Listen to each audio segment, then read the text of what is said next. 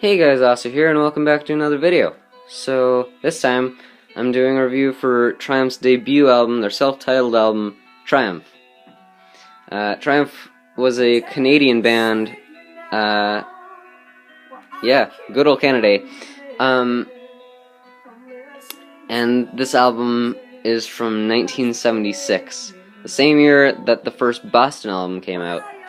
And though I like the first Boston album a little bit more than this album, I still think this is a great album, and Triumph is one of my favorite bands ever. They are probably my fifth favorite band ever, immediately after AC/DC, and Boston's a little bit lower on the list. That's just because Boston didn't put out as many good albums, but whatever. So the albums I'm featuring in the background here are Grand Funk Railroad's Survival, and Grand Funk isn't a very super well-known band anymore, but apparently, according to my dad, in the 70s, Grand Funk was pretty well-known. And then Dire Straits' Brothers in Arms, their best-selling album from 1985, and probably my favorite album from them.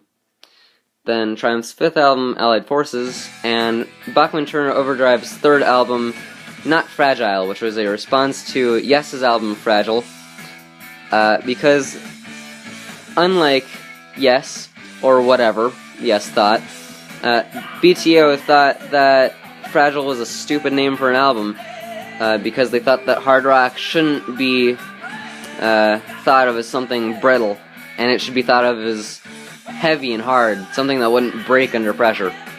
So, nice reason for a name, and also a cool album.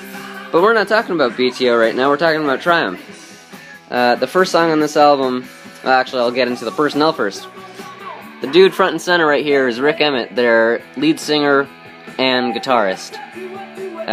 The guy on the left is Gil Moore, their drummer and secondary vocalist, who is singing right now. And on the right is Mike Levine, their bassist, who did not sing.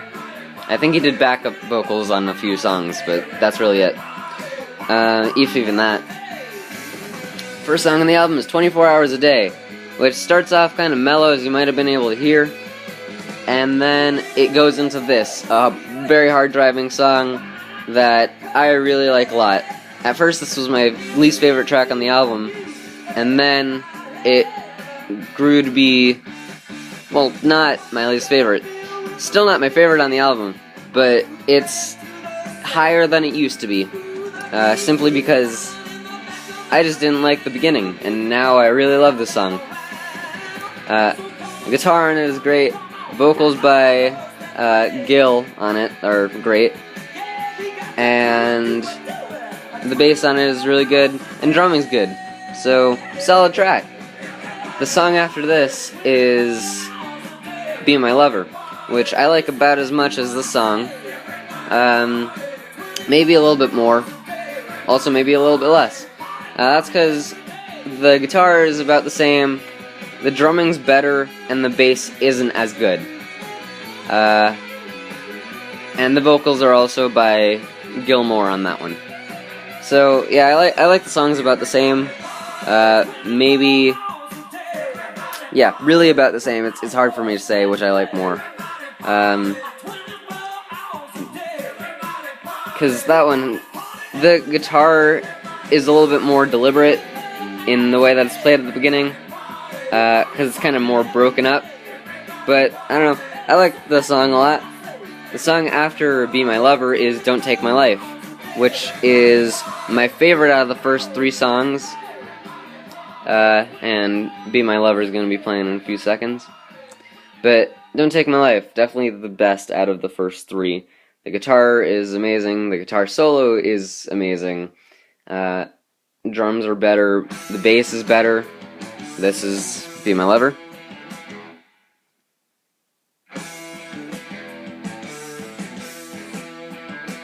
Yeah, that's what I meant by deliberate. But on Don't Take My Life, guitar is great, guitar solo is amazing, drums are great, and the bass is great. Another song, sung by Gil Moore. It's weird to say that Rick Emmett's the known singer, but I think that's just because he was really the face of the band. For this album, most of the songs were sung by Gil. It was only in later albums that Rick really started singing in them. Because I think Rick's only in like 2 or 3 songs on this album, out of 8 or 9. So yeah, he's only a singer on a third of these songs, but he's the main singer. So anyways, Don't Take My Life, best song out of the first 3 tracks. Then the next song after that is Street Fighter, which, no, it is not based on the video game series of the same name, because that song came out first, and the video game series didn't come out until the 80s. Street Fighter 2, the really well-known one, didn't come out until the 80s. And even the first one didn't come out until, like, 19... whatever. Actually, no. I'm just being stupid. None of them came out until the 80s. I'm just dumb, and I don't know years. But, yeah, this came out a long time before any of the Street Fighter games came out. I was just off by 10 years, that's all. Anyways, Street Fighter, about as good as the first 2 tracks on the album. And the lyrical content is really genius, you know? Lyrics like, Street Fighter, Street Fighting Man. Really great, inspiring lyrics. But, you know, really, they didn't need to be. It's hard rock. I'm not looking for lyrics. I'm just looking for hard-driving guitar and sometimes really good vocals, and maybe even a good bass line in there somewhere. But yeah, most times in hard rock, I am not searching for the most amazing lyrics you've ever heard, which is why this album really works. So, yeah, Street Fighter. Overall, a great song, just not Don't Take My Life, because Don't Take My Life is better. That's really it. So after Street Fighter, you have Street Fighter Reprise, which used to be my absolute least favorite song on the album, which it might still be, but at least I don't dislike it as much as I used to. Now I can actually listen to it and enjoy myself. It's not as good as any of the other tracks before it, or after it, but it's still pretty decent. Yeah, I really don't have much to say about it, except I think Rick Emmett sings on Street Fighter and Street Fighter Reprise. But, yeah, they're good songs, not my favorites on the album by any means, but this is Don't Take My Life.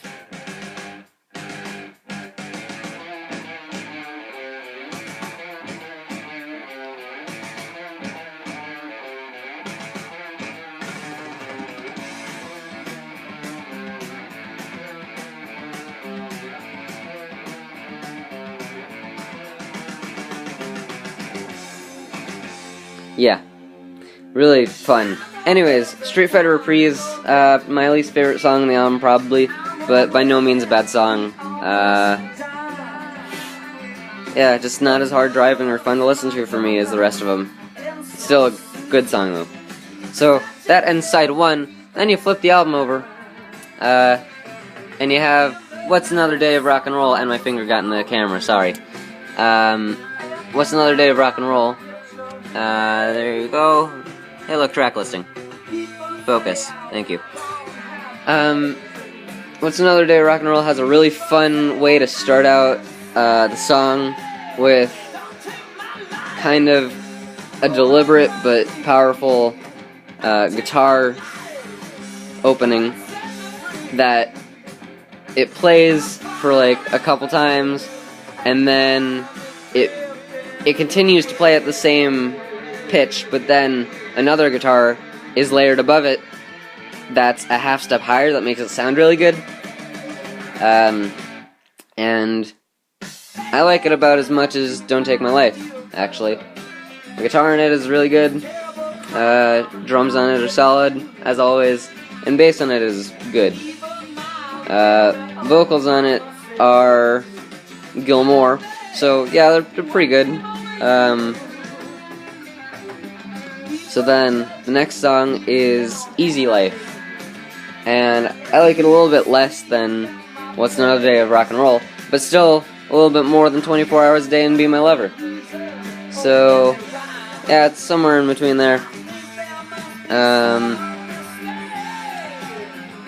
Yeah, I don't have a lot to say about Easy Life. It's a good song, but I wouldn't listen to it a ton if given the option, which I am. I'm not listening to it right now, just because I'm only playing side 1 for this. But, yeah, Easy Life, good guitar, good vocals, good bass, and good drums. Really nothing wrong with the song, I just don't like it as much as some of the others. The song after that is Let Me Get Next to You, which is really fun, with vocals by Gil Moore, I think. They're a little bit shouty, which gives it away as to who it is. Sometimes Rick and Gil can sound a little bit similar, but honestly, it doesn't bother me. Guitar solo.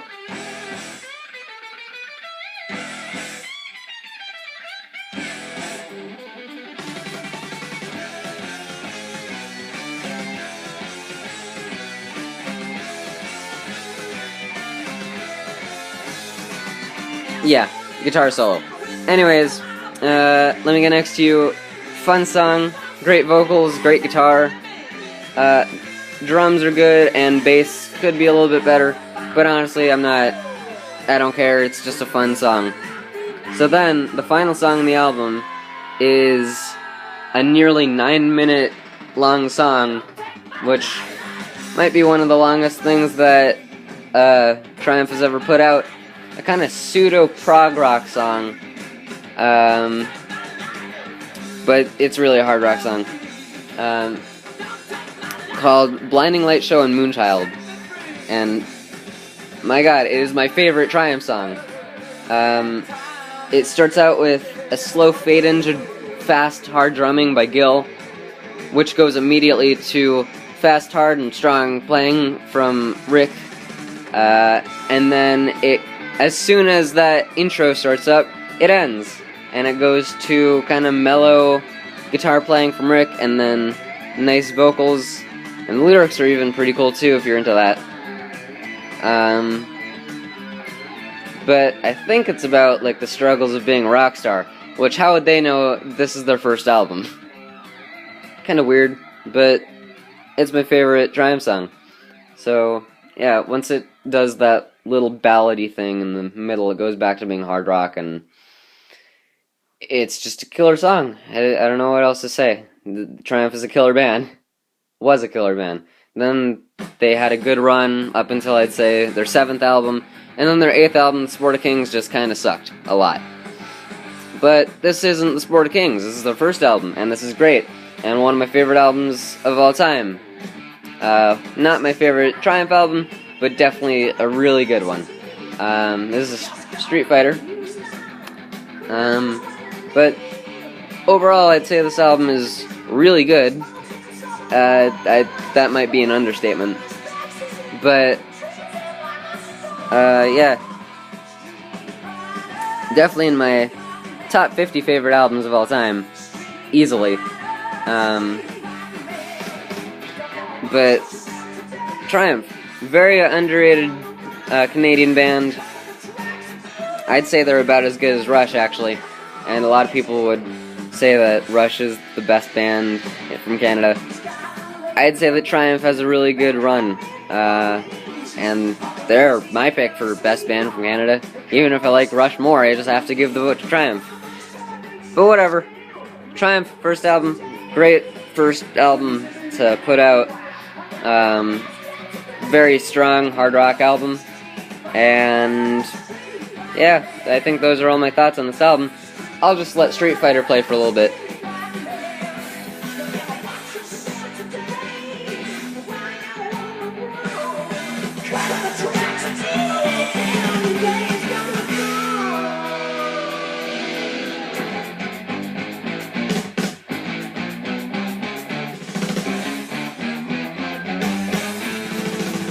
So yeah, I think that's where I'm gonna leave the video, and yeah, I guess I'll see whoever's here next time, and